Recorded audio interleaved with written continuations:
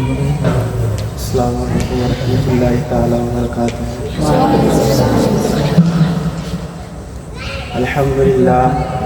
الحمد للہ رب العالمین والعاقبۃ للمتقین والصلاة والسلام علی سید المرسلین، اما بعد فاعوذ باللہ من الشیطان الرجیم، بسم اللہ الرحمن الرحیم۔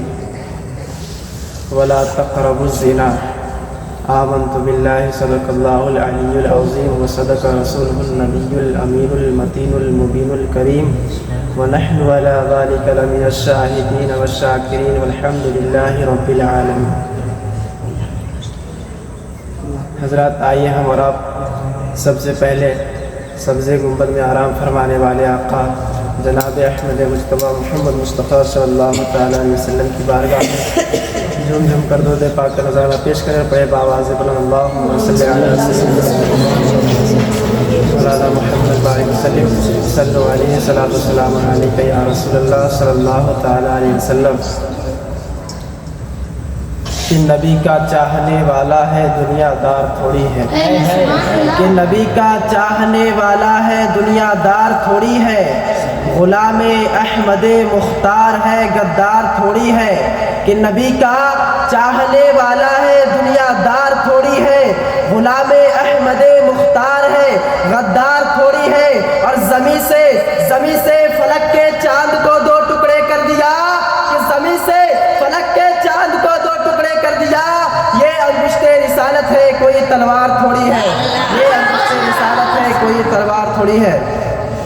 حضرات، ابھی میں نے جس آیت مقدسہ کی تلاوت کرنے کا شرف حاصل کیا، اللہ تبارک و تعالیٰ ارشاد فرماتا ہے کہ وَلَا تَقْرَبُوا الزِّنَا۔ اس کا سیدھا ترجمہ یہ ہے کہ زنا کرنے کی تو دور کی بات ہے، تم زنا کے قریب بھی مت جاؤ۔ کہ زنا کرنے کی تو دور کی بات ہے، تم زنا کے قریب بھی مت جاؤ۔ ایک نوجوان حضور صلی اللہ تعالیٰ علیہ وسلم کی بارگاہ میں آتا ہے اور عرض کرتا ہے کہ یا رسول اللہ، مجھے زنا کی اجازت دے دیجئے۔ کیا کہتا ہے کہ یا رسول اللہ، مجھے زنا کی اجازت دے دیجئے۔ قربان جاؤ مسلمانوں، اسلام کے پہلے خلیفہ حضرت ابو بکر صدیق بھی موجود ہے، اسلام کے دوسرے خلیفہ حضرت عمر فاروق بھی موجود ہے، اسلام کے تیسرے خلیفہ عثمان غنی بھی موجود ہے، اسلام کے چوتھے خلیفہ حضرت علی مرتضیٰ رضی اللہ تعالیٰ عنہ بھی اس مجلس میں موجود ہے۔ مگر اس نوجوان کی ہمت تو دیکھو، مگر اس نوجوان کی قوت تو دیکھو کہ وہ کہتا ہے کہ یا رسول اللہ، مجھے زنا کی اجازت دے دیجئے، مجھے زنا کی اجازت دے دیجئے۔ اتنا سننا تھا کہ تمام صحابہ کرام کھڑا ہوتے ہیں اور اس نوجوان کے کرتے کو پکڑتے ہیں اور کہتے ہیں کہ اے نوجوان، تو کس چیز کی اجازت مانگتا ہے، کس سے تو اجازت مانگتا ہے؟ کہ اس کے بارے میں پہلے ہی قرآن مجید میں نازل ہو چکا ہے کہ وَلَا تَقْرَبُوا الزِّنَا، کہ زنا کرنے کی تو دور کی بات ہے، تم زنا کے قریب بھی مت جاؤ۔ تمہاری مجال کیسے ہوئی یہ سوال کرنے کی؟ مگر میرے حضور فرماتے ہیں کہ اے میرے صحابہ کرام، اسے چھوڑو، اطلحوا منی، میرے قریب کرو، اس کو چھوڑو، میرے قریب کرو۔ تمام صحابہ کرام اسے چھوڑتے ہیں اور میرے حضور کے قریب کرتے ہیں۔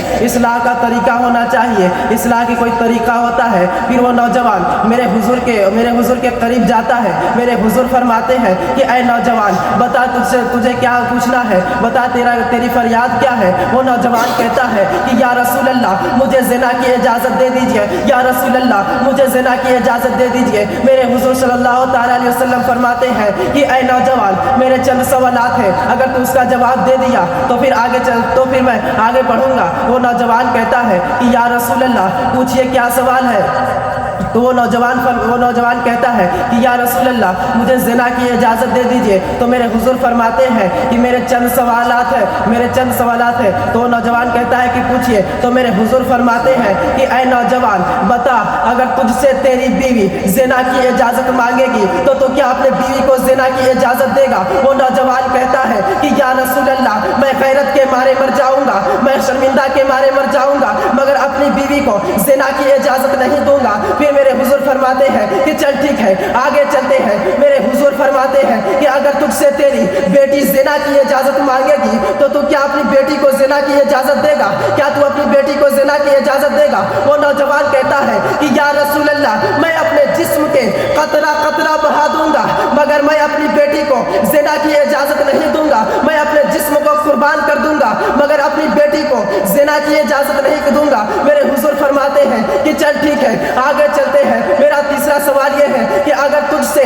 तेरी माँ जिना की इजाजत मांगेगी तो तू क्या अपनी माँ को जिना की इजाजत देगा? क्या तू अपनी माँ को जिना की इजाजत देगा? वो नौजवान कहता है कि मैं अपने जिस्म के हर खून को बहा दूंगा, हर कतरे को बहा दूंगा, मगर मैं अपनी माँ को जिना की इजाजत नहीं दूंगा। मेरे हुजूर फरमाते हैं कि चल ठीक है, आगे चलते हैं। मेरा चौथा सवाल ये है कि अगर तुझसे तेरी बहन जिना की इजाजत मांगेगा, जिना की इजाजत मांगेगी तो तू क्या अपनी बहन को जिना की इजाजत देगा? क्या अपनी बहन को जिना की इजाजत देगा? तो वो नौजवान कहता है कि या रसूल अल्लाह, मैं समाज में मुंह दिखाने के लायक नहीं रह जाऊंगा।